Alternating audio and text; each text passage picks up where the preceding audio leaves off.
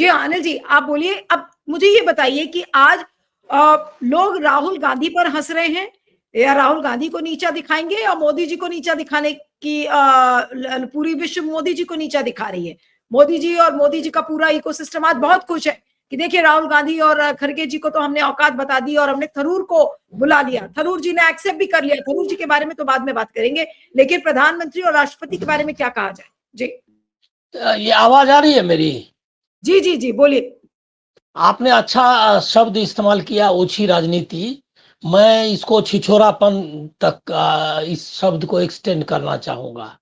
क्या है कि ये जो पॉलिटिक्स है, इसका आइडियोलॉजिकल, इससे जो आइडियोलॉजी है उसका भी स्ट्रेंथ का पता चलता है कि किस तरह की आइडियोलॉजी है। जैसा विवेक ने अभी उसको डिस्क्राइब किया, वो वही है कि असल में जो वसुधैव कुटुंबकम कहिए और इस तरह का पॉलिटिक्स करिए, एकदम लोग हंसेगा उन पे, और किस पे हंसेगा।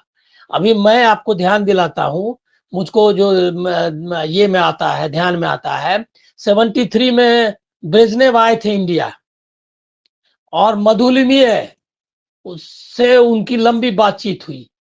जो ये इंटरैक्शन है, और आप सोच लीजिए कि मधुलिमीय कितने बड़े क्रिटिक थे इंदिरा गांधी के, लेकिन उनको मिलने की इजाजत, निश्चित तौर पर वो स्टेट डिग्निटरी थे, और जो उनको मिलना जुलना ये सब सिक्योरिटी और ये इसके क्लियरेंस के बाद ही हुआ होगा। उनसे 1 घंटे बातचीत हुई थी, और मुझको याद, मतलब ध्यान आता है कि काफी उसको अखबारों ने प्रचारित किया था। ये एक, ये यहाँ तो ये सही बताया साहू जी ने कि ये उनका काम था प्रेसिडेंट का। और जो प्रेसिडेंट हमारे पहले सब हुए, उनका स्टेचर इतना पावरफुल, मैं उनके खिलाफ कुछ बोलना नहीं चाहता, लेकिन ये इन लोगों की हालत क्या है आप देख रहे हैं ना। कि आपको याद होगा कि एक फंक्शन में तो मैंने देखा था कि गृह मंत्री आगे आगे जा रहा है, और राष्ट्रपति को भी जो है पीछे पीछे जा रहे हैं। ये हम ये जो स्टेडियम है वहाँ, जिसका नाम नरेंद्र मोदी के नाम पर बदल दिया गया अनिल जी, था। आपको बहुत कुछ खुले शब्दों में बोलने की जरूरत है, क्योंकि गुजरात की सत्ता पर बैठे हुए नरेंद्र मोदी को ये नहीं समझ में आया कि प्रधानमंत्री होने का शिष्टाचार क्या है, और कोई हाँ, भी प्रोटोकॉल वो फॉलो नहीं कर पाते। उनको पता नहीं है, या उनके एडवाइजर्स उनको जानबूझकर उनकी छवि को डुबोने में नहीं नहीं लगे हुए पता नहीं, अरे वो तो आइडियोलॉजिकल पोजीशन है। उन्होंने बोला संसद में, आप लोग तो देखते ही नहीं है। सीपी राधाकृष्णन की जो राज्यसभा में जो उन्होंने स्वागत भाषण किया, उसमें उन्होंने कहा कि इनकी खासियत ये है राधाकृष्णन की, कि प्रोटोकॉल नहीं मानते। और ये राज्यपाल जब थे वहाँ झारखंड में, तो प्रोटोकॉल तोड़ के, यही वर्ड इस्तेमाल किया, प्रोटोकॉल की परवाह किए बिना, ऐसा ही कुछ शब्द का इस्तेमाल किए। ये गांव गांव घूमते रहते थे। मतलब कि गांव गांव, मतलब वो मुख्यमंत्री है अपना है, लेकिन राज्यपाल अपना घूम रहा है। राज्यपाल में भी ये है कि उनका जो प्रोग्राम बनेगा, वो मतलब एक तरह से स्टेट कैबिनेट ही उनका दायरा तय करेगा कि कैसे उसको सारा कुछ होता है। लेकिन राजभवन अपने मन से घूम रहा था, और वो वो बोले कि प्रोटोकॉल को नहीं मानते ये, तो वो तो बोल ही चुके हैं बकायदा संसद में। मैं एक दूसरी बात कहूंगा कि ये जो फाइट है थरूर और इनका, वो एक आइडियोलॉजिकल प्रेफरेंस का भी मामला है। थरूर सेकुलर दिखते हैं, लेकिन बहुत सारी किताबें भी लिखी है, वो किताबें मैंने पढ़ी भी हैं। वो एक तरह से सॉफ्ट हिंदुत्व के पक्ष में है। कांग्रेस एक फेडरल पार्टी है, मैं पहले से मानता हूं, इसीलिए उनको बर्दाश्त करती है। दूसरा, किसी पार्टी में उनको कब के निकाल दिया रहता। और तीसरी बात यह भी है कि थरूर पर प्रेशर है उनके केस का, जो है अभी वो केस खत्म हुआ है कि नहीं, मुझको नहीं लगता कि वो कहीं ना कहीं वो उसका है। तो एक डरपोक किस्म का राजनेता है। दूसरा कि जो 90s के बाद जो लिबरलाइजेशन की जो पॉलिसी आई, उसके पक्षधर में से लोगों में से एक है। और वो वही इसी टाइप के लीडर्स पैदा किया है, जो कि ऐसे ही ग्लोबल, मतलब ग्लोबलाइजेशन के पक्ष में, इकोनॉमिक लिबरलाइजेशन के पक्ष में रहेगा, थोड़ा हिंदुत्व भी रहेगा, और अपर एलिट का लीडर है। उनसे जितनी जल्दी मुक्त हो जाए कांग्रेस ऐसे नेताओं से, इससे कंफ्यूजन होता है पॉलिटिकली, ये काउंटर प्रोडक्टिव है। काउंटर प्रोडक्टिव इसीलिए है कि इससे आपकी जो आप पॉलिटिक्स है उसको कठिनाई होती है। वो लोगों को कंफ्यूजन होता है कि थरूर भी ये लोगों को कई बार लगता है क्या कि उस सेक्शन को भी ये कर रहे हैं। और यहाँ तो सीधे बेइज्जती की उसने ये इनकी पोजीशन की जो एलओपी का स्टेट का फंक्शन है। स्टेट के फंक्शन में कुछ नॉर्म्स होते हैं, उसमें लिखा हुआ नहीं है कि आपको बुलाना है कि नहीं।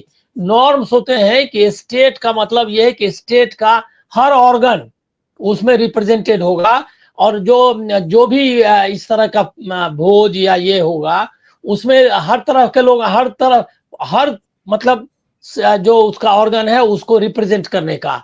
उसमें पार्लियामेंट है, उसमें लीडर ऑफ अपोजिशन है। लीडर ऑफ अपोजिशन एक इंस्टीट्यूशन है। एज ए कांग्रेस लीडर बुलाने के लिए कोई नहीं बोलेगा उनको, लेकिन as a leader of opposition वो एक इंस्टीट्यूशन है जिसको आपको ऑनर करना है। लेकिन मोदी जी की पॉलिसी है कि वो हर जगह मतलब दिखाना चाहते हैं कि अपोजिशन है नहीं, और है तो हम नहीं मानते। सर्वदलीय बैठक में नहीं जाते, सब चीज जोड़ के आप देखिएगा ना। सर्वदलीय बैठक में नहीं जाना, अपने खुद में आंसर कभी किसी में भी मैंने नहीं देखा। मैं देख रहा हूं जवाहरलाल नेहरू के कलेक्टेड वर्क्स हैं संसद में, जो एटॉमिक एनर्जी का वो उनके डिपार्टमेंट था, उसका सवाल का जवाब भी देते थे और भी सवाल का जवाब देते थे और बैठे रहते थे। और भाषण वगैरह तो वो तो नॉर्मल मामला है, हर एक आदमी का नाम लेकर के। तो ये अंतर है। देखिए एक एक अब इसको आप डायरेक्ट फासिज्म कहिए या ना कहिए, लेकिन ये एक इंडियन वर्जन है फासिज्म का, जिसमें कि ये है वो पुतिन से मिलता है। पुतिन, ये पुतिन के लिए तो बहुत बढ़िया है। पुतिन वहां भी 102 100 से ज्यादा पार्टियां हैं और वोट आता है इसको 90% से ज्यादा, 90 है 98% पता नहीं, कुछ ऐसा ही है उनका वोटिंग का। और पुतिन के यहाँ भी आपको कोई दिखाई नहीं देता अपोजिशन। वहां तो वन पार्टी रूल ही है चाइना में। वहां 200 पार्टियां हुआ करती थी। इनको आज तक नाम भी जानता है कि चाइना में कोई पार्टी और भी है या कभी थी, अभी है कि नहीं मालूम नहीं, पहले हुआ करती थी। तो ये उसी का मॉडल है। तो उनको, पुतिन को तो ये प्रॉब्लम नहीं बुझाएगा। लेकिन ये आप समझ लीजिए कि पुतिन बार बार कह रहा है कि हमारा पुराना रिश्ता है लंबे समय से, लेकिन जो भाषण है इनका जो स्टेटमेंट है मोदी का, उससे भी आपको पता चलता है। वो बोलते हैं 2002 में आकर के आपने फाउंडेशन रखा, जो क्या कहते हैं इंडो रशियन फ्रेंडशिप का जो विजन बताया। मतलब वाजपेयी गवर्नमेंट, मतलब इतिहास वहां से शुरू होता है रूस की दोस्ती का। और उसके बाद जो हमारा और आपका हम जो गए विजिट, तो वो ये बीच का जो पीरियड है या उसके पहले का पीरियड, ये बकायदा एक पॉलिटिकल ऑनस्लाउट जिसको आप कहते हैं कि हमला है डेमोक्रेटिक जो फ्रेमवर्क है इंडिया का। ये सिर्फ प्रोटोकॉल वगैरह का नहीं है, वो पूरा जो नैरेटिव है वो नैरेटिव यही है, एंटी डेमोक्रेटिक।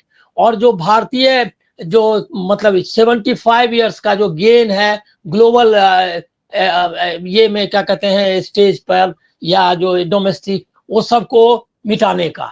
ये ऐसे सिंपल मत देखिए कि राहुल गांधी को नहीं बुलाया, थरूर को बुला लिया।